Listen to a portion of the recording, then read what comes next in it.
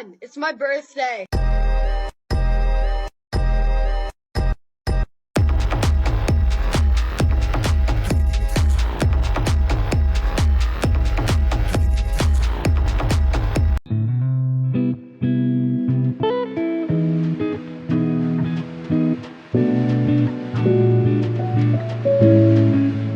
তো এই হচ্ছে আমার আজকের বার্থডে লুক।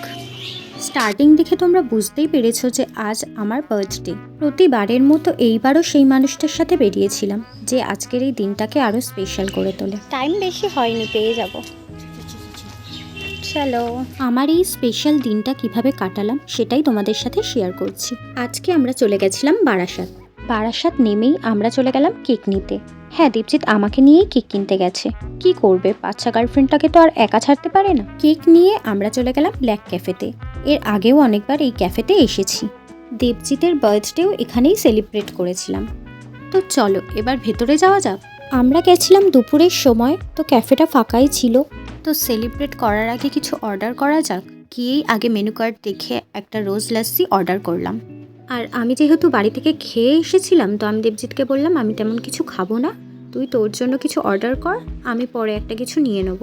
আর এদিকে দেবজিৎ কেক বার করছিল আর আমি বসে বসে দেখছিলাম ও কেমন করে কি অ্যারেঞ্জ করে। সত্যি বলতে এইভাবে ওকে সাজাতে দেখে আমার খুব হাসি পাচ্ছিল।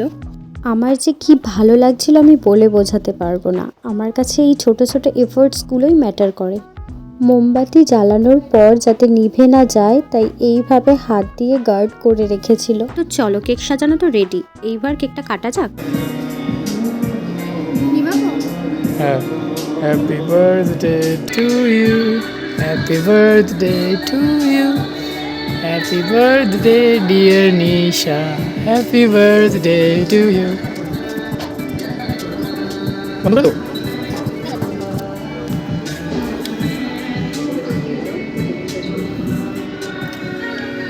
পুরোটা খা।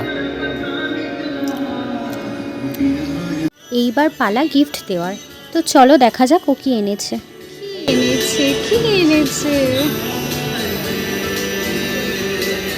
গেস কর কি এটা, কি থাকতে পারে? Sorry, headphone. গেস কর। হেডফোন। দেখ,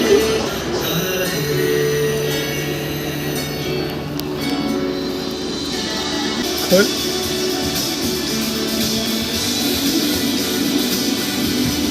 প্যাকেজিং বোন করেছে। প্রতিবার আমার ননদ আমার জন্য গিফট প্যাকিং করতে ওর দাদাকে সাহায্য করে। ওর শরীরটা ভালো নয় বলে ও আজকে আসতে পারেনি।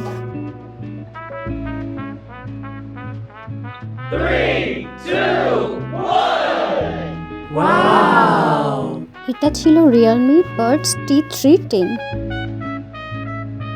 কি হয়েছে? আগেরটার থেকেও সুন্দর। খোল। ভিডিও করছিস? হ্যাঁ, ভিডিও চলছে। বলবো, আমার আগেরটা হেডফোন ছিল, ওটা ডিপ কালার, এটার থেকে ডিপ ছিল, ওটা হারিয়ে গেছিল। 3 মাসও ইউজ করতে পারিনি, আর আমি ভাবিও নি ও এটা আমাকে গিফট করবে। খুব পছন্দ হচ্ছে। ওখান থেকে না, সুন্দর হয়েছে, আমার ফেভারিট কালার। দেখ কেমন লাগছে। ইয়ারটিপ আছে, যদি এটা কানে ফিট না হয়, ছোটো ইয়ারটিপ আছে। পছন্দ হচ্ছে, মানে আমি এক্সপেক্টই করিনি, আমার একটা হারিয়ে গেছিলো, এটা আমি আর আমার নিজের কাছ থেকে ছাড়াই করবো না। এরপর ও চলে গেছিলো খাবার অর্ডার করতে।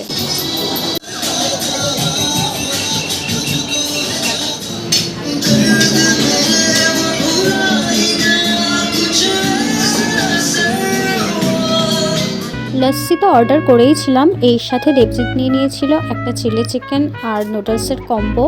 আর আমি খাবো না বললেও আমার কথা শুনবে না, তাই আমি ওর থেকে এক বাইট নিয়েছিলাম। এই লস্যিটা আমার কাছে অনেকটাই ভালো লেগেছে, কিন্তু দেবজিতের একটুও ভালো লাগেনি। আর আমি আমার জন্য অর্ডার করে নিয়েছিলাম ড্রামস অফ হেভেন, আর এটা অনেকটাই স্পাইসি ছিল। খাওয়া শেষে বিল মিটিয়ে আমরা চলে আসলাম স্টেশন এসে দেখি বারাসাত লোকাল দাঁড়িয়ে। তো যেহেতু বারাসাত লোকাল ছিল তাই ট্রেনটা অনেকটাই ফাঁকা ছিল। আর এইদিকে আমার বাড়িতে দাদাও চলে এসেছিল, ও ওয়েট করছিল কখন আমি যাব। দত্তপুকুরে নেমে আমরা চলে গেছিলাম স্পাইস হাটে। ওখান থেকে দাদার জন্য খাবার নিয়ে আমরা চলে গেলাম মিষ্টির দোকানে। দেবজিৎ নিত্য নতুন মিষ্টি ট্রাই করতে অনেক ভালোবাসে, তো এখানে আমাকে একটা মিষ্টি ট্রাই করালো, খুবই ভালো খেতে। কিন্তু আমার পেটটা অলরেডি ভরা ছিল, আমি আর খেতে পারছিলাম না। কিন্তু কে শোনে কার কথা, সেই আমাকে জোর করে খাওয়াচ্ছিল। তারপর বাড়ির জন্য দুধও নিয়ে নিলাম, মা পায়েস করবে বলে দুধ আনতে বলেছিল। তারপর দেবজিৎকে টাটা বাই বাই করে চলে আসলাম বাড়ি। আর এই কেকটা দাদা এনেছে আমার জন্য। তারপর এটা নিয়ে একটু ফটো তুললাম, ভিডিও করলাম। তারপর আমার ননদকে ভিডিও কল করলাম, হাই সবাইকে। তো চলো এবার কেক কাট করি।